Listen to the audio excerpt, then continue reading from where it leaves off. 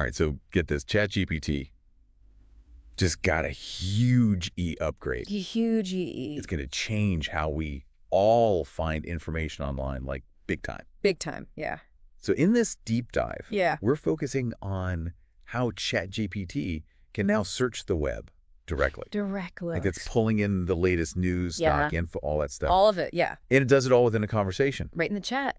It's wild. Remember like all those times you had to like jump between tabs? Oh, yeah. Searching for the right source? Oh, so many tabs. Yeah, that might be a thing of the past. A thing of the past. I love it. So seriously, walk me through this. What actually changed? Okay, so picture this. Okay. ChatGPT is like its own search engine now. Whoa. It can pull information straight from the web like it's reading the internet for you. So that's not just giving me like pre-programmed answers anymore. Nope. It's giving you answers and showing you where it got them from, like sources and all that. Oh, so no more separate Google searches. Well, not necessarily. Hmm. It depends. Sometimes ChatGPT just knows to search the web automatically based on your question. Yeah, like it can read my mind. Right. But you can also be like, hey, ChatGPT, go search the web for this by clicking a web search button. Oh, is there like a little button? Yeah, just imagine like a little globe icon right there in the chat. Okay. I like that. I like having options. Exactly. Speaking of options, there's also this new Chrome extension. Oh, you know about that. I've heard about it. Is that part of this whole upgrade? Absolutely. It's all connected. And let me tell you, it's a total game changer for efficiency. Okay, but imagery. Imagine this. You're just browsing the web, right, and you have a question. Uh-huh. Boom. You search the web directly from your browser's address bar. Oh. No more switching between apps or copying and pasting links. It's all right there. Okay, you've definitely got my attention. But let's get real here. How does this actually benefit me? Like, how does this make my life easier? Think about all the time you waste, like, hopping between tabs. Ugh, too much time. Scrolling through pages of search results. It never ends. Right. ChatGPT takes care of it pulls the info you need right into your conversation. Like magic. It's basically magic. It's like having a personal research assistant who does all the boring work for you. I am so down for that. Right. Like, okay, give me like a real world example. All right, so let's say you're planning a trip. Ooh, a trip. Love it. Yeah, to Positano, Italy next week. Nice. You want to know what the weather's going to be like? Of course, who doesn't? You just ask ChatGPT, what's the weather like in Positano next week? And bam! Grab. You've got a detailed forecast right in your chat. No more opening a separate weather app. Nope. It's all right there. That's pretty impressive. But what about something more complex? Like, let's say I'm researching a company's stock performance. Okay, even better. Let's say you're curious about how NVIDIA's stock is doing. Good one. ChatGPT can pull up a real-time chart with the latest data. Whoa, hold on. So it's not just like giving me like a summary. It gives you a summary, and it can show you the actual chart. That's amazing. And it summarizes it in plain English. No need to decipher complicated financial jargon. All right, I'm starting to see the potential here. Right. But can it handle something fast-paced? Like, say I'm trying to get tickets to a Warriors game. Oh, absolutely. You could ask ChatGPT about the Warriors' upcoming schedule, and it wouldn't just give you the dates and times. No way. It would also give you advice on the best time to buy tickets based on current trends. So it's like a sports analyst, too. It can be. This is wild. Okay, but what about staying informed on global events? Can it help me keep up with the news? Oh, for sure. Let's say you're following the energy crisis in Cuba. Good. ChatGPT can pull together the latest news from all the top sources. Give me some examples. Like the Associated Press, the Financial Times, Reuters, you name it. Wow. And it gives you links to the original articles so you can dive deeper if you want. It's amazing. But what about something more local? Like finding the best bagel in town? Haha. Got me craving a bagel now. ChatGPT can do that too. It can pull up nearby options on a map. Get out. It can. Complete with opening hours, reviews. Reviews are key. I know, right? And even drool-worthy photos. Okay, stop. I'm hungry. I know, right? This is amazing. Yeah. Okay, I'm sold. This all sounds incredibly convenient. It is. But let's zoom out a bit. Okay. How does this impact the web as a whole? Like, is this good news for websites and publishers? That's where it gets really interesting. Okay. One of the key features of ChatGPT's web search is its focus on prioritizing good sources, reputable ones. So it's not just pulling from anywhere. Exactly, and this benefits you, the user, by making sure you're getting reliable info, and it helps publishers too. How so? By driving traffic to their sites and strengthening their credibility. So it's a win-win. Potentially. Yeah. Pam Wasserstein, the president of Vox Media, even said, Vox Media, big name. Huge. She said that ChatGPT's search has the potential to highlight and attribute information from trusted news sources, which benefits everyone. Okay, so that's a pretty strong endorsement. It is? From a major player in the media world, but I'm wondering, could this hurt smaller websites? That's a good question. Like the ones that might get buried under the big names. Yeah, it's a valid concern, but it's also possible that this levels the playing field a bit. Oh, that's because ChatGPT can search the entire web, the whole thing. the whole thing, which means that smaller websites have a chance to stand out. If their content is good enough? Exactly, based on the quality and relevance, not just their size. So people could discover hidden gems. Yeah. Diverse perspectives that they might not have found through, like, regular search engines. I love that. And to make things even more interesting, OpenAI isn't doing this alone. Oh, no, they're partnering up. They are. They've got some heavy hitters in the media world on board. Like, who are we talking? The Associated Press, Axel Springer, Le Monde, and others. Wow. These partnerships were a big deal. They are. Because they signal a shift in how information is being shared online. It's a whole new ballgame. It is. So it sounds like these publishers are embracing this change. They are. Seeing it as a potential win-win. A win-win. What are they saying about this new way of accessing information?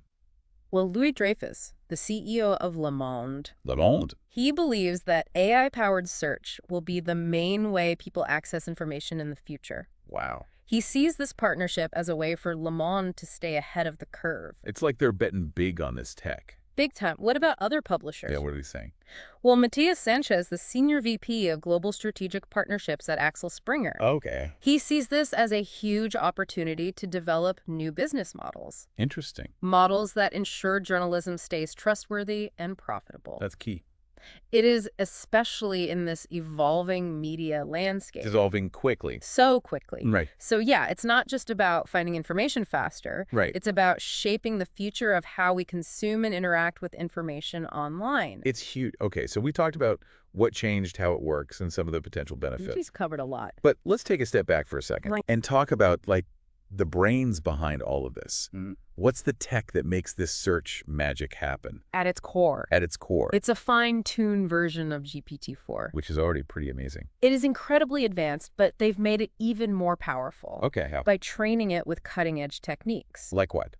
Well, one of them is called distilling outputs. Distilling outputs. That sounds very technical. It is. It's like taking the knowledge from their most advanced model, OpenAI 01 preview, and using it to enhance ChatGPT's search. So ChatGPT isn't just piggybacking on Google or other search engines. No, it's using a combination of third-party providers and content from its publishing partners. So it's like a multi-pronged approach. Exactly. They're pulling out all the stops to make this a truly unique experience. Okay, so is this the final form of ChatGPT search, or is there more to come? Oh, this is just the beginning. Seriously? They're already working on improvements in areas like shopping and travel. Oh, those are important. Right, where real-time info is crucial, and they're exploring ways to leverage the advanced reasoning capabilities of OpenAI 01 series. Whoa! Okay, so even more complex research in the future. Exactly. There's definitely a lot to process. It is.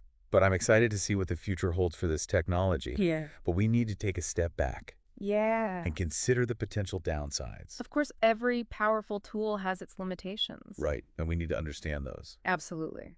Okay, so we've covered a lot of ground today. A lot. We've explored the incredible potential of ChatGPT's new web search capabilities. Incredible. And we've started to touch on some of the challenges and implications that come with this level of tech. It's a fascinating time. It's crucial to have these conversations. Absolutely, as we navigate this uncharted territory. And that's exactly what we're going to do in part 2. I can't wait. We'll dive even deeper into the potential impact of this technology on the web, publishing, education, even our daily lives.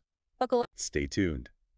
Okay, so welcome back. Before we got totally lost in the awesomeness of this upgraded ChatGPT, it is pretty awesome. we were starting to think about the bigger questions it raises, the what ifs. Yeah, it's all very cool and amazing, but what could go wrong? Right. It's like any powerful tool, it can be used for good or bad. Exactly. And with ChatGPT searching the web now, yeah, we really need to think about those what if scenarios. We do. So let's dive into that. Yeah. What are some of the concerns we should be thinking about? Well, one thing that comes to mind is the impact on web traffic, Are people still going to visit websites if they can just get info from ChatGPT? Exactly. And if they don't, then publishers could lose out on ad revenue and engagement and all that. Yeah, it's definitely a possibility, something publishers will need to adapt to. For sure. But ChatGPT does provide links back to the original sources. Right. So people can still click through. They can. So maybe it's not like the end of the internet as we know it. Hopefully not. But it's definitely going to shake things up. Oh, yeah. What about like traditional search engines? Like Google, are they going to become obsolete? That's the million-dollar question, isn't it? It is. It's hard to say for sure what the future holds, but I don't think traditional search engines are going away entirely. Okay, why not? Well, they still serve a purpose, you know? Like what? Like for people who want a more visual or comprehensive way of searching. Okay, so maybe we'll see a hybrid approach. Maybe. Where people use both, depending on what they're doing. Exactly. Different tools for different tasks. Right. And speaking of different tasks, what about education? Oh, yeah. How will this tech change the way students learn and do research? That's a big one. Huge. Yeah. I can see amazing potential, but also some serious challenges. Absolutely. Like on one hand, ChatGPT could be amazing for education. How so? By giving students instant access to so much information. Right. And creating personalized learning experiences. That's amazing. Like a student struggling with something. Yeah. They could just ask ChatGPT to explain it in a way they understand. Exactly. Or they could have a research assistant on demand. Okay, but that sounds a little too easy. What do you mean? Won't this make it super easy for students to cheat? Ah, you're talking about plagiarism. Yeah, it could become an even bigger problem. It could, and that's something educators need to think carefully about. For sure. But this is also a chance to rethink how we approach education altogether. How so? Instead of just focusing on memorization and tests. Right, the stuff everyone hates. We can use ChatGPT to encourage critical thinking, problem-solving, creativity. So it's not about giving students the answers. No. It's about teaching them how to ask the right questions. Exactly, and how to evaluate information. Okay, I like that. But let's zoom out even further. Okay. Beyond just education, what about the societal implications? Oh, wow. How will this change how we interact with information and each other? That is a big question. It is. It feels like we're on the cusp of something huge. We're entering uncharted territory here. We need to be mindful of the potential downsides. Absolutely, even as we embrace the possibilities. Okay, so what are some of those downsides? Well, one thing that worries me is that people might become overly reliant on this technology. Meaning? Like if we stop thinking for ourselves and just accept everything ChatGPT tells us as fact. Oh, that's not good. Right. We could end up in a world where our understanding of things is very simplified. Oversimplified and lacking nuance. Exactly. So we need to use ChatGPT as a tool. Yes. Not a replacement for our own brains. A tool to enhance our understanding, not replace it. Right, because it's still a machine. It is. It can make mistakes. Absolutely. So critical thinking, skepticism, those are more important now than ever. I agree. Okay, so with all these potential downsides, Yeah. why are we even talking about this? Good question. Seriously, what are the upsides that make this worth exploring? Because despite the risks, the potential benefits are huge.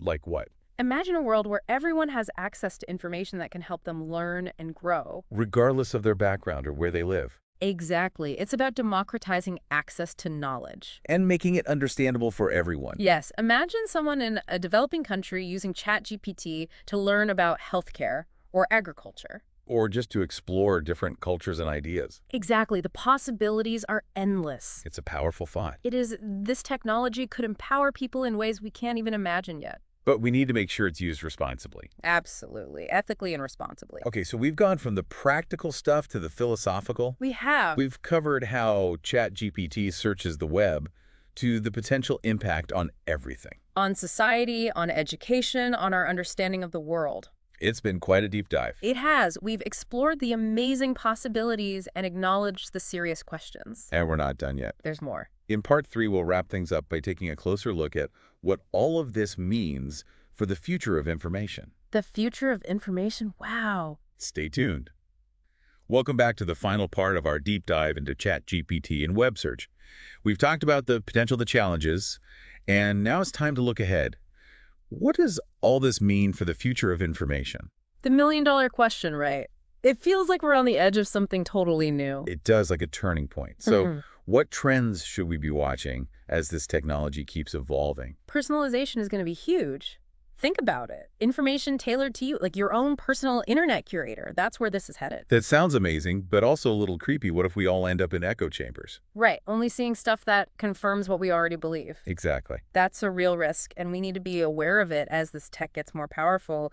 Critical thinking is more important than ever. Got to seek out different perspectives, Yeah. you know? Don't just passively consume whatever's in front of you. Exactly. It's about how we use this tech, not just the tech itself. Right. And that brings up another thing, transparency. Yes. As AI gets more powerful, we need to understand how it works, how it makes decisions, what biases it might have.